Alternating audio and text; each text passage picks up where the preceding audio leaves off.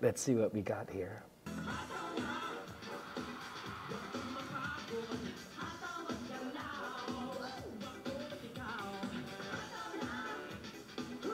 Okay, Hataw Na. This was the first time that we actually did the song for a live concert. 1994, 1995. Concert was called Move. This was in the latter part of the show already. So I was already moving from the very start of the show up to this point. And now I had to get whatever energy was left and move to the song called Hataw Na. And I was actually quite good in disguising the fact that I was tired already. But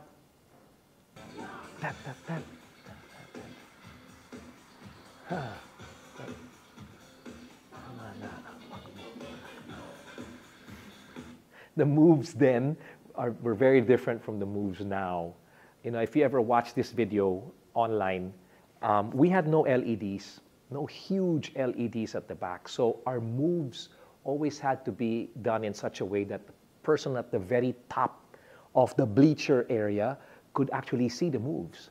So it made it difficult. Okay, here's the next clip from Shout for Joy.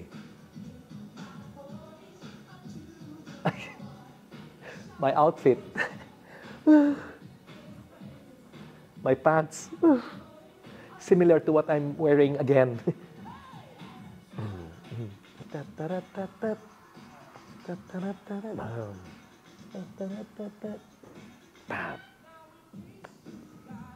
Okay, Shout for Joy. Shout for Joy came out in 1992, and Shout for Joy was written at the time when things were just not going well back home in the Philippines. And it's an inspirational song that talks about God. You know, shout for joy, sing your praises unto the Lord. And I remember people would come up to me and say, Sir Gary, question lang. And I'm eating, let's say, in a restaurant, and they come up to me not for an autograph or a picture. It was often to ask, the lyrics of the song, is it really, you're saying Lord? I mean, that's an upbeat number, because at that time, people had the notion that anything that you sing in church must be like this, not like this, you know. But I did. I just, not because I forced it, it's just that it was something in my heart. Sometimes the press would tell me, you're going to sing songs about God? Praise the Lord, hallelujah. People are going to walk out of your concert. And this is my way of saying, yeah, I don't think so. Nice. For this next video, can we invite Angeli to come in? Ready, Han? Okay. Here we go.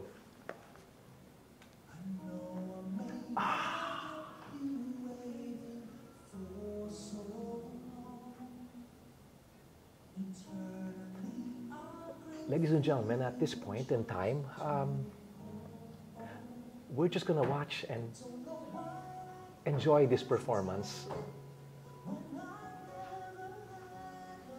It's hard, no, to make comments. See, you can't even make a comment because you get glued not only to the song but to the memory. A lot of people wanted you to do this song with Kiana. Oh. Yeah, I got a lot of requests. Oh, Paolo.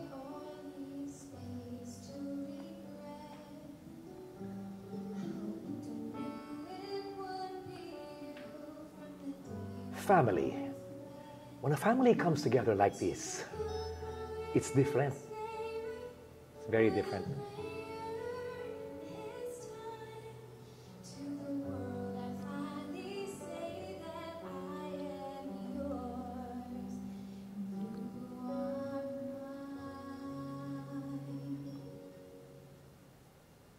Bitin, no?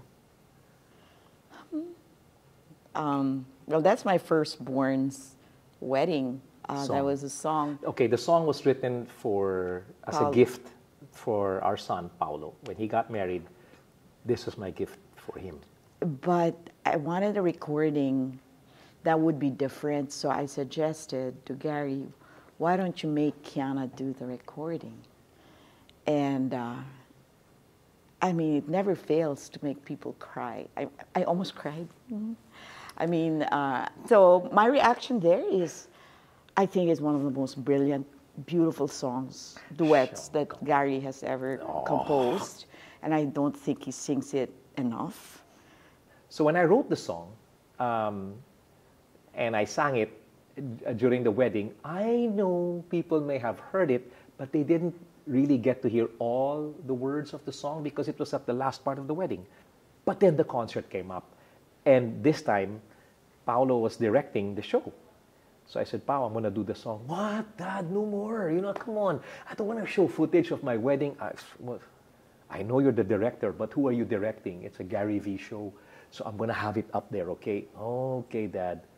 I mean, I look at Kiana, and I think of how she has really struggled, and just as all my kids have struggled through having to be the child of Gary V. Look how pretty she is and how beautiful her voice. And so all of those just went through my mind when I was watching. And I just said, and now she's doing so well here in LA. I mean, you know, slowly the American community is accepting her for who she is, not whose daughter she is. So I'm so proud of her.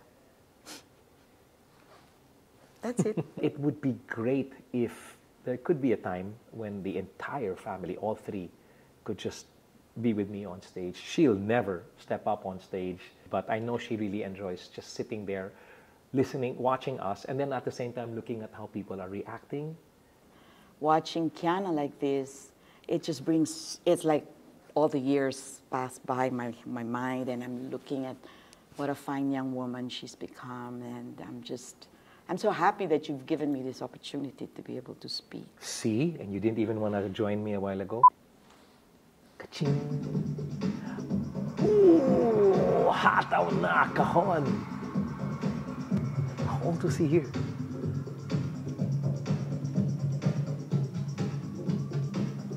Thankful. That's thankful. No! Is it? That's thankful, yeah. the outfit. Thankful was 2008. Thankful is 20 years. 2004.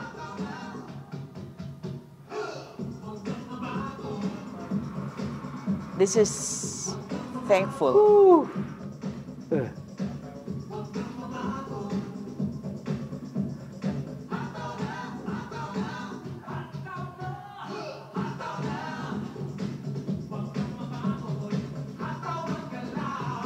See the stairs? That's thankful. That was an instant concert because you had an attack in Hawaii. And then I said, we gotta do this. Well, That was when I look back at you turned 40. videos like this, wow, that's a long time ago. Yeah, you did. That was Almost 18 20 years ago. Yeah. Well, I don't know how many artists can claim that, you know, they can step up on stage and like keep up with the energy of somebody like Gabriel. No, listen, Gabriel is a different species altogether. My brother-in-law said that if I'm called Mr. Pure Energy, Gab is Mr. Renewable Energy. I mean, he's like, everybody's tired, he just comes up on stage and he livens up the crowd.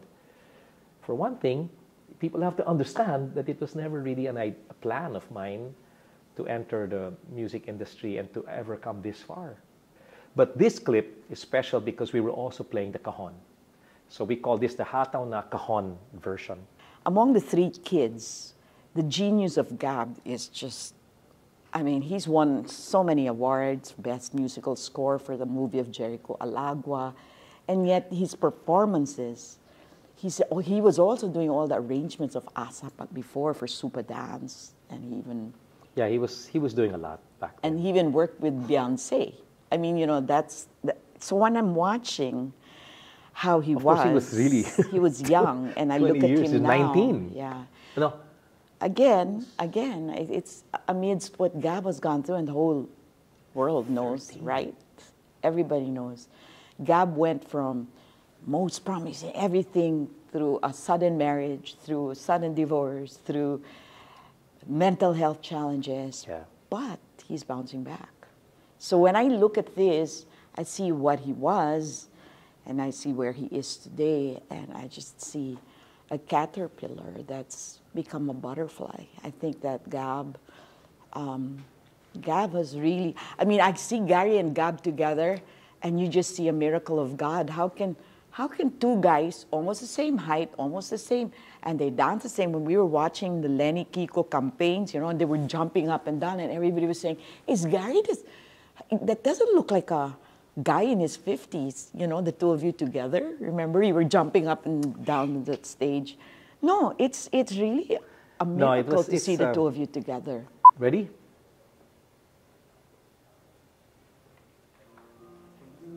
Ooh.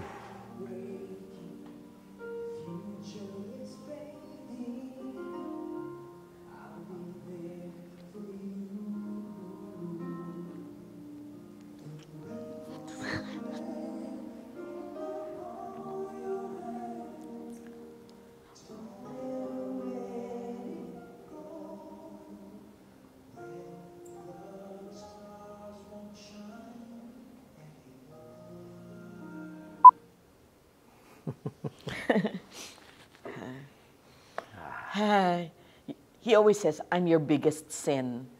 Because when I got pregnant with Paolo, it was the biggest controversy in the 80s. I came out on the front page of a tabloid, and there was no social media, thank God, you know. But when I look at Paolo, I look at one of the greatest rock performers of his generation, who, like Gab and Kiana, went through a lot of bullying when they were kids, which is why he ran away from pop. That's pop he's singing right there. That's a song that his Tito Martin wrote. He went into rock music that at times I would really question when he would say, Dad, can you listen to this song that we just recorded? And when I would hear it, it was basically, and that was his voice. And I'd say, oh, okay. And he goes, you like the melody, Dad? I said, where's the melody? But you could see the depth of his artistry, and you could hear it in all of it, because it's not easy to sing that way, and at the same time have enough of a normal speaking voice to go by and to sing with me in this way, you know, in ASAP. What he chose to do, which is to direct, I think it's perfect for him because of his musicality, because there are many directors who are great visually, but musically, they kind of fall short. But Paolo has both. And when I look at Paolo and I see this, what also made me cry a bit was because he's turned into a fine young man. I mean, our granddaughter, and a Leia. fine young father. Yeah, our granddaughter, Leia, I mean, is just amazing. She's an artist, she's a pianist, she's a performer, a dancer, and the goofiest. Yeah. They've got this amazing vlog called The Other V's. The Other V's. V-E-E-S. Because Paolo always thinks that, well, Gabriel dances like Dad, so he's okay na. And Kiana's a favorite of Mom and Dad, so let me just be the other V. So he has a vlog called The Other V's, and I encourage you guys to see it. For me, my greatest dream is for Paolo to sing again. Yeah. I think he's got an amazing If he can guest again. Because Gary is going 40 next year in his career, his fans grew with him, and the children became part of their lives. They saw them born, they saw them grow up, they saw them through their most challenging, difficult years and all that. But when we toured together, I think that when the fans watch Gary with the kids, it gives a different kind of feeling. It's a feeling of being part of us because they've seen my kids grow up. Me as a mom and as a parent and as, I would say, as part of the entertainment industry, I realized that you should never be controlling over your children and just allow them to find themselves, to soar. And because I was looking at them and I see where they are today, and we let them fly, you know. And I just think that parents should always never dictate to your children what you want for them, because normally what you want is not what they want, you know, and they will do things, they will go do detours, and Paolo went even, I mean, you know, he went into drugs and he admits this in his testimonies, but they'll come back. Just start them right in their foundation, and it all starts with faith in God, for me. Faith in Jesus, that's what we're all about anyway.